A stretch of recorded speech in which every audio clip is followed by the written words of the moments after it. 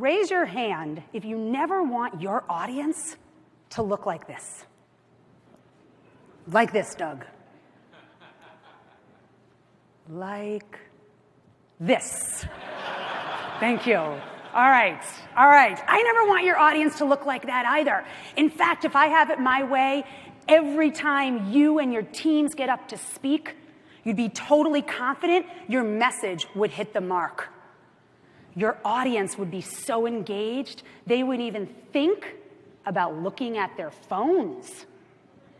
And you would walk out of every speaking engagement feeling really excited about the results you generated. Sound like a pipe dream? It's not. It's totally achievable.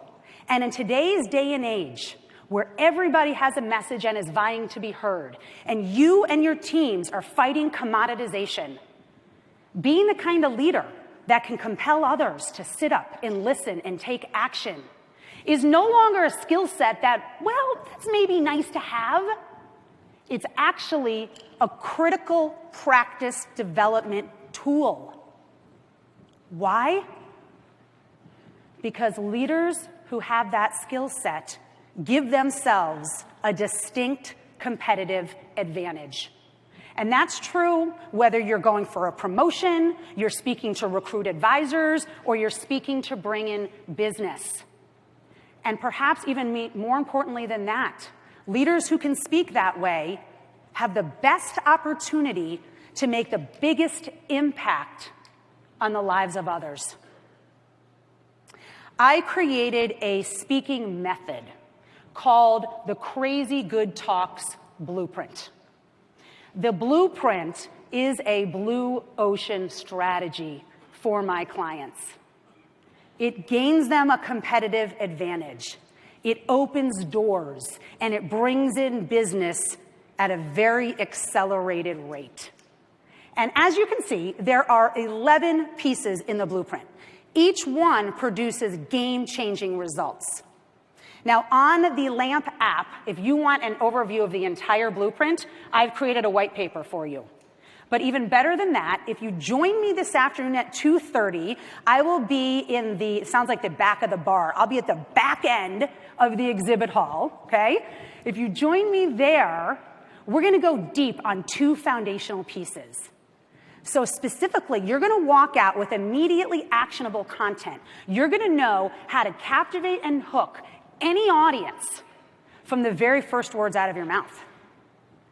And you're going to learn how to make an emotional connection with your audience. And I hope you join me, because the strategies you get are going to catapult your effectiveness as a speaker and as a leader. You know, I believe in this industry, and I believe in the work that you do. And I want to tell you why I spend 100% of my time speaking and training in this industry as opposed to any other. So I want to bring you back with me to May 24th, 1980. It was a beautiful spring night in Chappaqua, New York. It was the kind of night that made you feel really good to be alive. It was the kind of night where kids are outside playing ball or tag, and you could hear their laughter from your open windows. A young couple, Ray and Karen Sanseverino, were getting all gussied up for the night to go on a date. And Karen was excited about the date, but she was even more excited about the car ride down. See, she had been a stay-at-home mom with her girls, ages 10 and 5, for 10 years. And she was ready to re-enter the workforce and wanted to talk with Ray about her plans on the ride into the city. So at about 7 o'clock that night, with Karen at the wheel, they take off in their pride and joy. Remember this car? A 1980 Oldsmobile Cutlass Supreme. And now I have, yes, that's a long time ago. So about a minute later, as they're driving outside their neighborhood, they see their oldest daughter. She is one of the kids outside playing tag. So their daughter sees them, and she comes rushing over to the car and gives Karen a kiss goodbye, and then goes around to the other side of the car and gives Ray a kiss, and then comes back around and gives Karen one last kiss. At this point, Karen says, "Okay, honey, we got to go. Be good for the sitter. We'll see you in the morning." And on their way, they went. About 2 minutes later, they pull up to a red light at an intersection of a 4-lane highway. Karen turns off the radio, turns to Ray and says, "I want to talk with you about what I want to do for the rest of my life." At this point, the light turns green. Karen pulls the car into the intersection, and they are immediately T-boned by a car running the red at 90 miles an hour. Karen's killed. And aren't those last words ironic? Little did she know the rest of her life would only be seconds longer. Now, Ray, on the other hand, upon impact, he was thrown through the front windshield, flew 60 feet in the air, and landed on the other side of the 4-lane highway. In fact, it wasn't until rescue workers came and they even found out he was in the car because one of them said, "What's that pile of clothes doing on the other side of the highway?" That pile of clothes was Ray's broken body. But thankfully, Ray lived, and he's still going strong today. Now, what I haven't told you yet is that Ray is my dad. Karen was my mom. I was the 10-year-old daughter.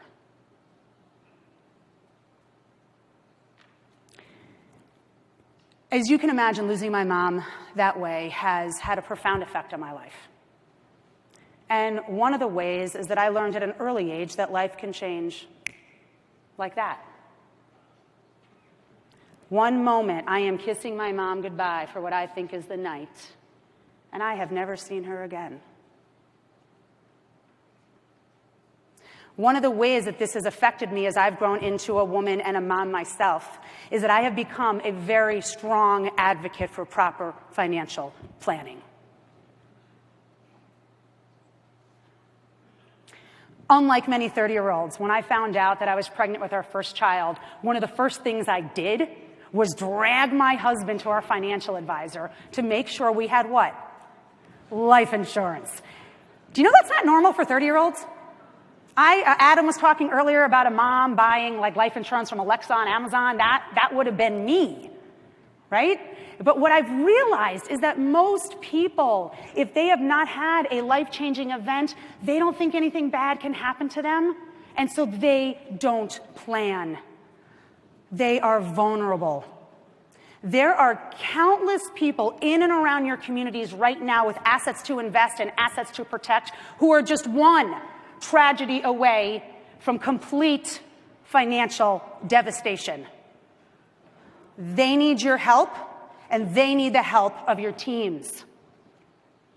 And one of the best ways, one of the most powerful and efficient ways that you can reach these people is for you to develop a compelling narrative, and then together with your teams, deliver that narrative on a regular basis to groups of people. And I don't mean swimming in the red ocean of seminars. If we leave it at seminars, we are missing the boat. There are so many more opportunities than that, and I'm going to talk to you about that in my deep dive this afternoon.